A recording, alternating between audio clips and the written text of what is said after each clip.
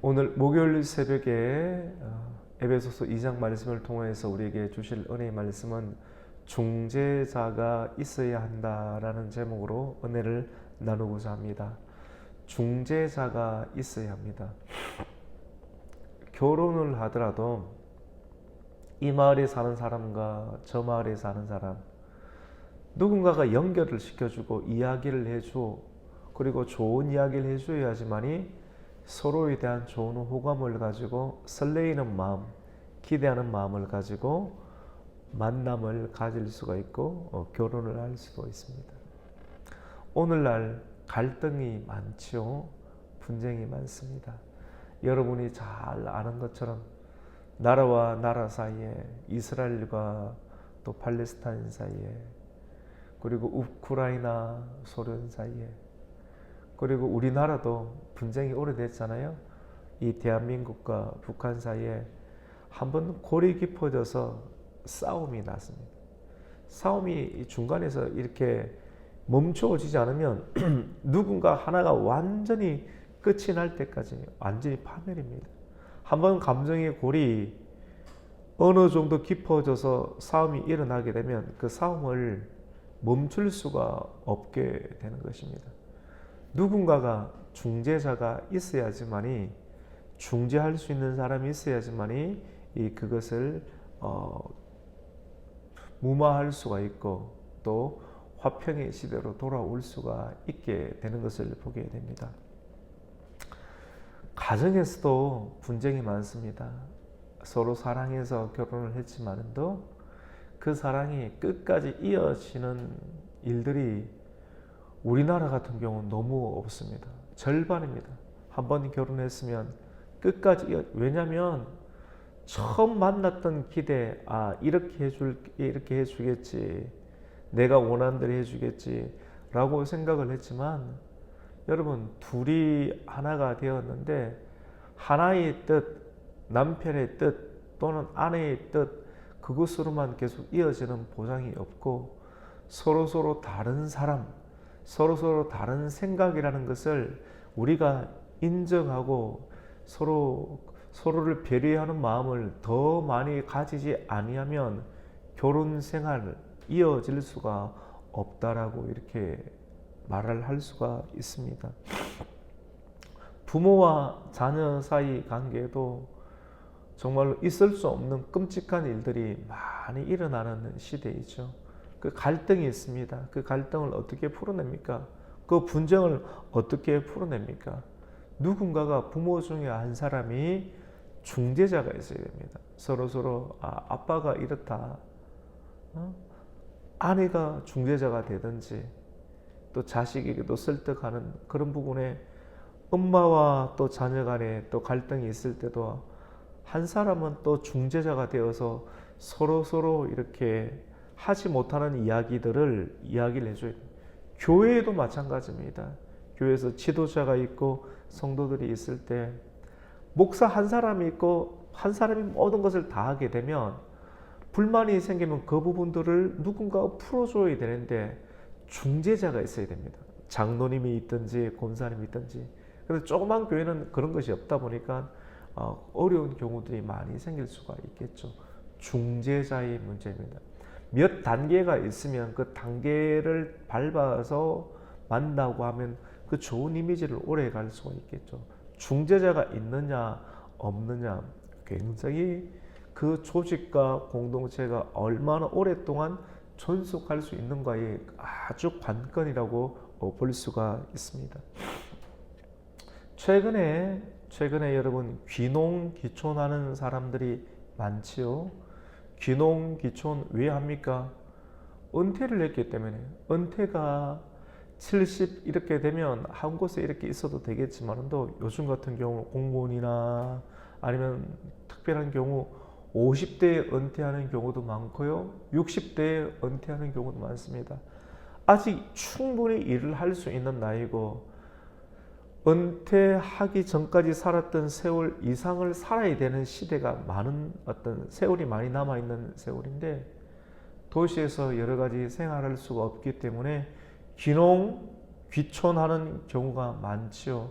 그렇게 하려고 하면 어떻게 해야 됩니까? 집을 지어야 됩니다. 집을 지어야 되고 집만 짓는다고 되는 것이 아니라 그 집 주변에서 생활을 해야 되는데 이 공동 귀촌하는 어떤 집을 다세대 주택을 많이 짓는데 돈을 주고 건축을 해보았습니까? 돈을 주고 광고를 보니까 한번 보세요. 눈을 뜨고 한번 잘 보셔야 됩니다. 광고를 보니까 기가 솔깃한 거예요.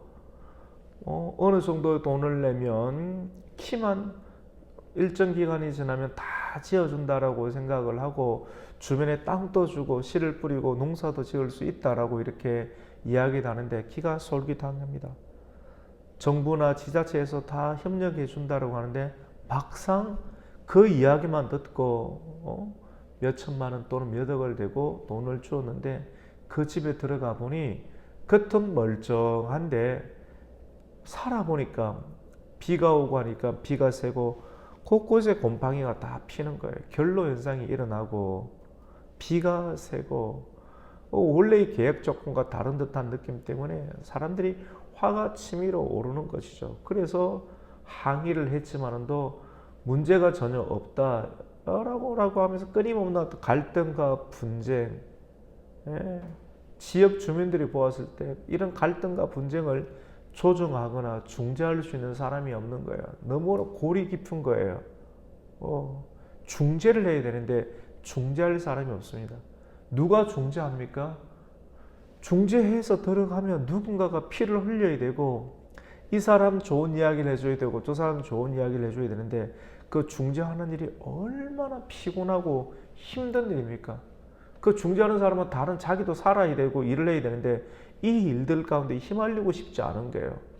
오늘날의 시대 가운데 중재자가 없습니다. 가정에도 중재자가 없고 귀농귀촌하는 사람들에게도 중재자가 없는 거예요. 나라와 나라 사이에서도 분쟁이라는 중재자가 없는 거예요.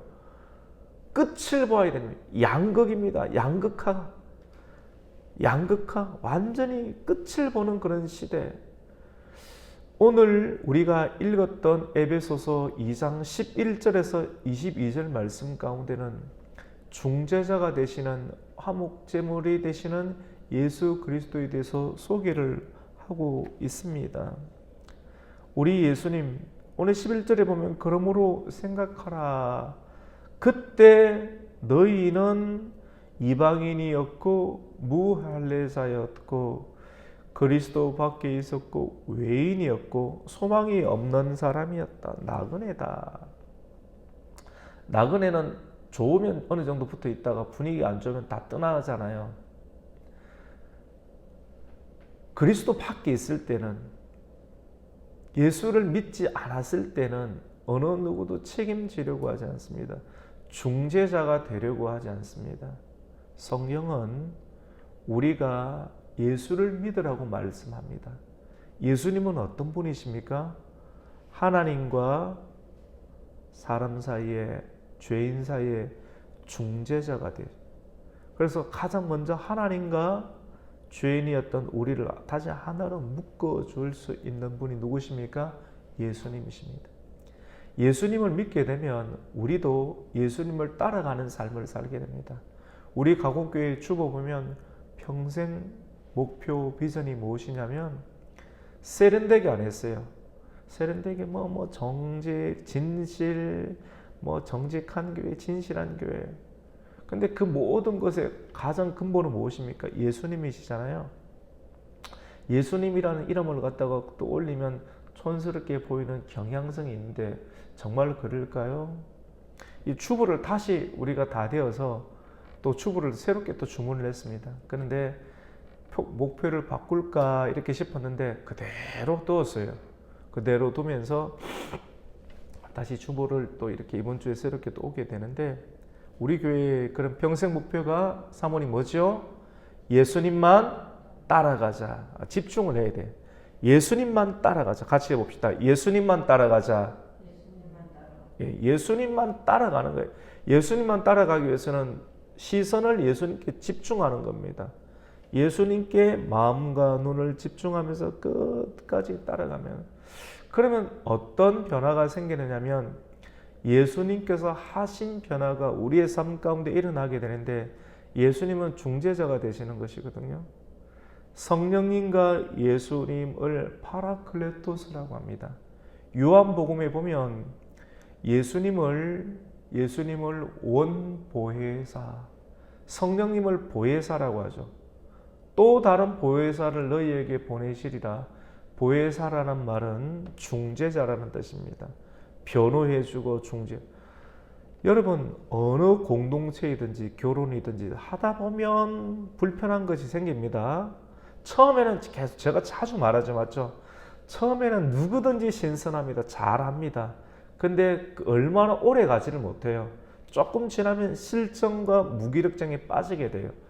결혼 생활이든 교회 생활이든 누구든지 그래요. 뻔합니다. 근데 그것을 이겨야 되는데 그것을 이길 수 있는 길이 무엇이냐면 제가 가만히 보니 젊은 사람들 있죠. 오늘날의 대부분의 사람들 10대, 20대, 30대, 40대, 50대, 60대 젊은 사람들 대부분 그렇습니다. 거의 대부분 다 똑같습니다. 우리 사람, 육체를 가진 사람들. 그런데 제가 목회를 해보니까 우리 권사님들 있죠. 70대가 되시고 80대가 되신 70대가 넘으신 우리 권사님, 집사님들은 어느 정도 동일해요. 왜 그러냐면 인생의 경륜을 하나님을 알아가면서 배웠습니다. 몸에 배워서 실정을 내지를 않아요. 눈에 보이는 들어오는 것이 안 좋은 것이 있지만도 쭉 통과를 시켜버려요. 어렵고 힘들어도 끝까지 행하는 책임지는 어떤 마음들이 있게 되는 것이죠. 왜냐하면 그때 그 당시 그렇게 배웠어요. 그렇게 배웠고 어렵고 힘들어도 가정생활을 유지해내고 교회 생활을 유지해내고 그 말씀에 대해서 순종하는 거예요. 순종은 굉장히 중요한 거죠. 순종은 옳고 틀린다. 예를 들어서 여러분 순종이라는 것이 어떤 것이냐. 누군가가 지도자가 시범을 보여줍니다. 시범을 보여주는데 모를 심을 때 지금은 벼를 다 베었지만 모를 심을 때 뿌리가 밑으로 향하게 해서 땅으로 심는 거잖아요. 맞죠? 이게 옳은 것이지 않습니까? 뿌리가 뿌리를 땅으로 대고 밑으로 대고 땅에다 탁 심어야 되는데 거꾸로 순종이 얼마나 특별한 것이냐면 거꾸로 잎을 흙으로 심고 뿌리가 하늘로 올라올 수 있도록 이렇게 딱 한다. 여러분 이런 식으로 설계하고 예를 들어서 한번 보세요. 이렇게 가르쳐요. 이런 식의 원리. 순종이라고 하는 것은 우리가 볼 때 이렇게 하면 죽을 것 같죠. 죽는데 이런 소리를 하면 사람들이 팔짱을 끼고 인성을 쉬면서 뭐 예배 시간에 뛰쳐나가든지 소리를 지르든지 모여서 웅숭웅숭 하든지 오늘날 백의100은 다 그렇게 할 겁니다. 순종이 뭔지 아세요? 여러분 오늘 이 말씀을 잘 한번 생각해 보세요. 오늘날 이 나라를 만들었던 어르신들 그리고 성경이 우리에게 가르치는 것들 노아의 방주 보세요. 방주는 어디다가 배는 어디다가 지어야 됩니까? 바닷가에 지어야 되죠. 그리고 해안가에 지어야 되죠. 물가에 지어야 되죠. 그런데 하나님께서 우리에게 요구하시는 순종은 이 배를 어디다가 지으라고 합니까? 산 꼭대기에 지으라고. 모를 심을 때 잎을 거꾸로 들어서 땅으로 심으면 당연히 죽는다는 거 아는데 순종은 죽으라고 하는 거예요. 오늘날 이렇게 가르치면 그 말씀 듣고 신앙생활 할 사람이 100명이 있으면 1명이 있겠습니까? 순종이 없는 시대예요. 그러니까 곧 믿음이 없습니다. 믿음은 곧 순종이라고 하는데 각자가 다 판단을 해보고 그 말씀을 안 듣는 거예요. 진정한 신앙의 성숙과 성장은 내가 죽는 것인데 그 말이 지도자가 하나님이 그 말씀이 이렇게 하라고 하면 부모님의 말씀이 선생님의 말씀이 그럼 당당 틀렸습니다라고 지적하고 자기 옳은 의견을 제시하는 시대이지 틀린 것을 그대로 따라하는 어리석은 사람이 없는 시대입니다. 그러니까 가정이 안 되고 교회가 안 되고 어려울 때 각자의 소견대로 다 떠나버리는 그런 시대. 순종이 없어요. 오늘 이 말씀 꼭 생각해 보세요. 우리 예수님께서는 어떻게 중재자가 된지 아십니까? 신이신 하나님이 자기를 버리고 자기를 비워서 거꾸로 심는 것처럼 피조물 중에 가장 낮은 피조물로 와서 이 땅에 내리 꽂으신 분이 누구십니까? 예수님이십니다. 잎을 거꾸로 해서 뿌리를 심는 것이 아니라 잎을 밑으로 두고 땅에다 심으니까 죽겠죠. 죽으러 오신 분이. 중재자가 없어요. 결혼생활 죽는 겁니다. 교회생활 죽는 거예요. 죽어야 되는데 안 죽으니까 안 되는 것입니다. 이어갈 수가 없고 성장이 되지 못하고 성숙이 되지 못하는 것입니다. 오늘 설교 내용들, 오늘 또 에베소서 2장 11절도 내용, 그때는 너희가 예수 그리스도를 믿기 전에는 너희는 외인이고 그리스도 밖에 있었고 나그네다, 이런 말을 쓰고 있어요. 또 무할례자다. 하지만 이제는, 오늘 10 몇 절입니까 여러분? 3절에 보면 이제는 예수님을 믿고 난 이후로부터는, 전에는 멀리 있었지만도 사람들이 점점 멀리 있어요. 말씀을 들을 때도 앞으로 오지 않아요. 더 멀리 있어요. 베드로가 멀찍이 그리스도를 쫓아가고 딱 결정적인 순간에 도망가려고 멀찍이 쫓아가잖아요. 죽는 것은 딱 붙어있는, 가까워져야 돼요. 가까워져야 되는데 왜 멀찍이 있느냐면 적절한 순간에 언제든지 내가 살려고, 그 사는 거 아닙니다. 내가 살려고 떠나가는 순간 떨어지는 것이지 않습니까? 이제는 우리 13절 말씀 한번 읽어볼까요? 13절 읽습니다. 시작. 이제는 전에 멀리 있던 너희가 그리스도 예수 안에서 그리스도의 피로 어떠해졌습니까? 가까워졌다. 가까워지니까 예수님이 또 어떤 분인지를 깊게 알게 되고 예수님의 피를 공급받게 되는 것 아니겠습니까? 그는 어떤 분이십니까? 우리 14절을 읽습니다. 시작. 그는 우리의 화평이신지라 둘로 하나를 만드사 원수된 것 곧 중간에 막힌 담을 자기 육체로 어떻게 하셨어요? 허시고 자기 육체로 죽여버리는. 우리 육체의 소욕은 욕심이고 정욕인데 소욕과 욕심과 정욕대로 살면 영혼이 어떻게 됩니까? 망하게 되는 것입니다.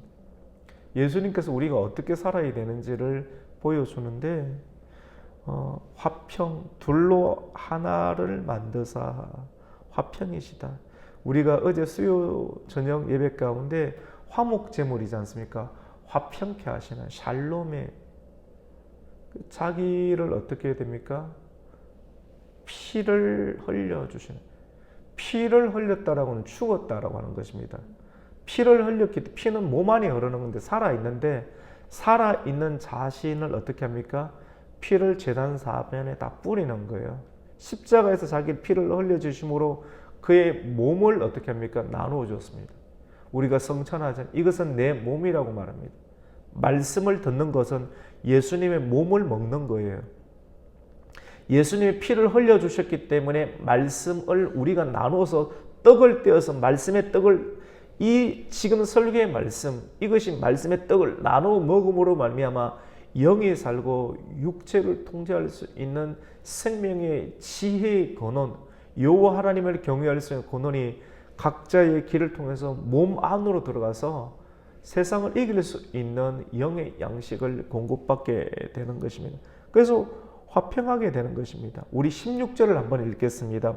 시작.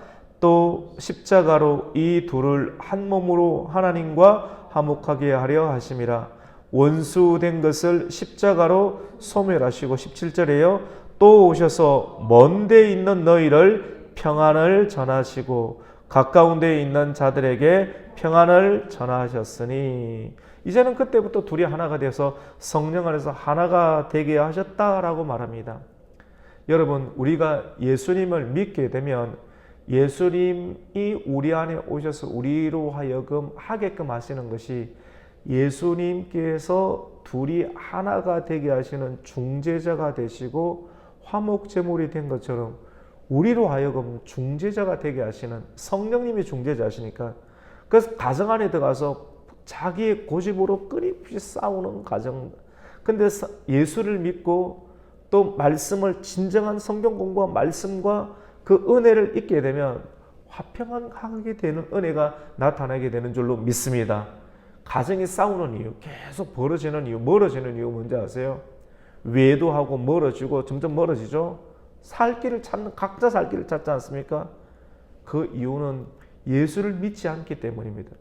교회는 다녀도 안에 성령님을 배우지 못하고 성령님에 순종하지 못하고 화목제물이 되지 못하고 중재자가 되지 못하기 때문에 가정에서 계속 가까워지지 못, 결혼해서 계속 가까워지고 하나가 되어야 되는데 누군가가 피를 흘려야 돼요. 서로 화목제물이 되면서 더 가까워지고 주님의 뜻을 나타내어야 되는 것입니다. 화목제물, 피를 흘리면 음식을 나눠 먹게 됩니다. 먹을 음식이 없죠. 화목제물이 되면, 예수님을 믿게 되면 피를 흘리게 되고 하나가 되게 되고 먹을 것이 있으니까 화평케 되고 기쁨이 되고 감사가 넘치게 되고 스스로 자원하게 됩니다. 이러한 역사가 오늘 에베소서 2장 11절부터 22절의 말씀입니다. 오늘 이 말씀이 우리 가정이 행복하게 되는 비밀이고, 우리 교회가 행복하게 되는 비밀이고, 우리의 나라 그리고 분쟁이 많은 모든 세계 열방이 회복되는 유일한 비밀입니다. 그래서 남북의 통일도 복음으로 통일되어야지 통일이 될 수 있는 것이고, 어느 한편이 강력해져서 밀어붙이는 것, 결국은 전쟁밖에 나타날 수가 밖에 없는 것이죠. 오늘 이 말씀을 통해서 중재자가 있어야 된다. 중재자가 되기 위해서는 내가 이 말씀을 듣는 내 자신이 먼저 예수를 온전히 믿고 내가 피를 흘려야 된다. 내가 죽어야, 먼저 알고 있는 사람이 죽어야지만이, 교회에 어른이 많이 있는 교회는 많이 숨기잖아요. 교회가 돌아갑니다. 가정에서 예수를 믿는 남편이나 아내가 있으면 가정 깨어지지 않고 갑니다. 예수가 안 들어가면 몇 달이 되지 못해서 깨어지게 되는 거예요. 오늘 이 말씀 꼭 기억하시고, 이 말씀을 듣는 먼저 그 사람이 중재자가 되시고, 중재자가 되기 위해서 예수를 깊이 있게 생각하고 예수를 온전히 믿음으로 말미암아 내가 속한 공동체가 하나님의 나라가 될 수 있도록 우리가 그렇게 힘쓰고 노력하고 끝까지 나아가는 교회와 성도와 가정이 되시기를 예수님 이름으로 축복합니다. 아멘. 하나님 아버지, 감사를 드립니다. 피곤한 아침이지만 우리를 또 깨워주시고, 하나님, 내 한 사람이 말씀을 들음으로 말미암아 중재자가 되고 변호사가 되고 화목제물이 되는 그 역사를 통하여서 내 한 사람의 역사가 씨앗이 되고, 이 씨앗이 죽음으로 말미암아 많은 열매를 거둘 수 있는, 기쁨과 화목과 평안의 열매를 거둘 수 있는 역사가 되어야 됩니다. 점점점 양극화로 치닫아지고 있는 가정과 교회와 지역사회, 기업, 정말로 팽팽한 긴장감이 갈수록 넘쳐나는 시대입니다. 이스라엘과 가자 지구만의 문제가 아니라 이 기업 도시와 이 나라가 지금 그런 눈으로 보입니다. 주님, 오늘 이 말씀을 우리가 깨닫게 해주시고, 우리가 이 말씀의 비밀을 먼저 들은 자들이, 이 말씀을 들은 자들이 예수님을 온전히 믿고 중재자가 되고 말씀을 지키고 하나님을 예배하는 일들 가운데 다시 우리의 생각을 고쳐먹고 나와서 우리가 화목제물이 되는 인생을 살아감으로 화목케 하신 예수 그리스도를 끝까지 따라가서 화평케 되는 하나님의 역사를 이루는 가정과 교회와 나라 되게 하여 주시옵소서. 예수님의 이름으로 기도드립니다. 아멘. 하늘의